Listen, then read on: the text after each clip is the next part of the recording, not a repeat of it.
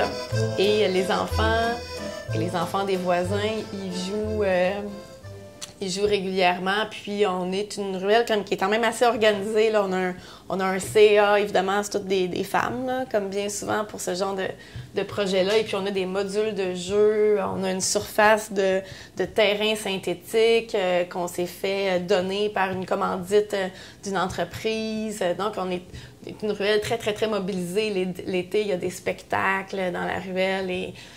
Mais il y a des gens qui n'aiment pas le bruit des enfants. Les enfants, c'est bruyant, ça crie, c'est fatigant.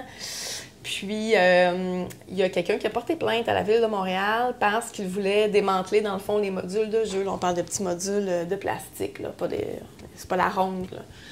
Et on a reçu une lettre de la part de la Ville de Montréal disant que là, il fallait démanteler les modules de jeu, que ça nuisait à la circulation. Parce que c'est ça la plainte, la raison initiale qui avait été donnée, c'était évidemment pas les enfants font du bruit, là, mais c'est que ça nuisait à la circulation. Or, nous, notre ruelle, c'est un cul-de-sac, elle a été barrée par la ville. Il y a des blocs de béton pour réduire la circulation automobile. Donc, les modules de jeu se trouvent à l'extrémité qui se termine en cul-de-sac de la ruelle. Donc, elle ne nuit pas à la circulation, puisque de toute façon, il n'y a pas de véhicule qui peut circuler là.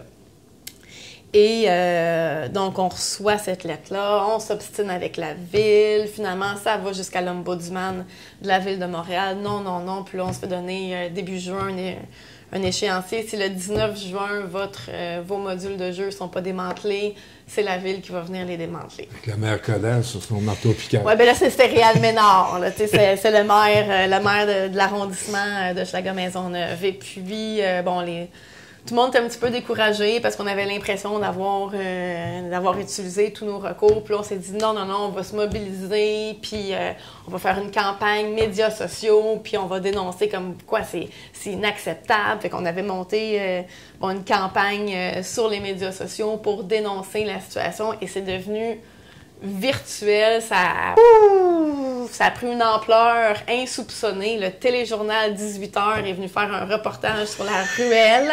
Oui, tu sais, des fois, c'est complètement fou parce que tu te dis, mon Dieu, ça fait des années qu'on lutte sur des enjeux comme la pauvreté, les coupures à l'aide sociale, que c'est donc aberrant, puis tu essaies d'intéresser les médias à ces enjeux-là, puis c'est le silence radio-médiatique. Et là, c'est le téléjournal 18h, le 98.5 FM. Tout le monde appelait pour parler de la ruelle verte, à quel point c'était donc aberrant.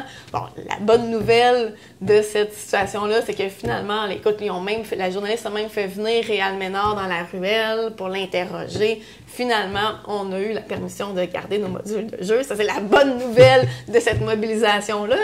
Mais en même temps, ce qui soulève des questions, c'est « wow! » C'est quand même étonnant qu'une ruelle verte là, fasse le téléjournal 18h, là, alors que des enjeux aussi fondamentaux que la démocratie provinciale, que la pauvreté, je nomme tout le temps parce que je trouve tellement que c'est un des enjeux les plus importants dans une société aussi riche que la nôtre et qui est tellement passée sous silence. Donc, comment ça se fait que ces enjeux-là, aussi importants que ça, on n'en parle pas, mais que la petite ruelle en arrière ait une couverture médiatique aussi impressionnante, c'est quand même paradoxal. Oui, puis c'est le human interest aussi, tu sais, qui... Bon, puis là, c'est « Ah oui, la petite famille », puis là, c'est non bien scandaleux, puis on va aller voir, mais parce que c'est tellement consensuel, c'est pour ça que moi, je me dis « ça n'a pas de bon sens ». Je veux dire, n'importe qui entendrait notre histoire serait d'accord avec nous, là. Voyons, enlever les modules de jeu, ça n'a pas de bon sens.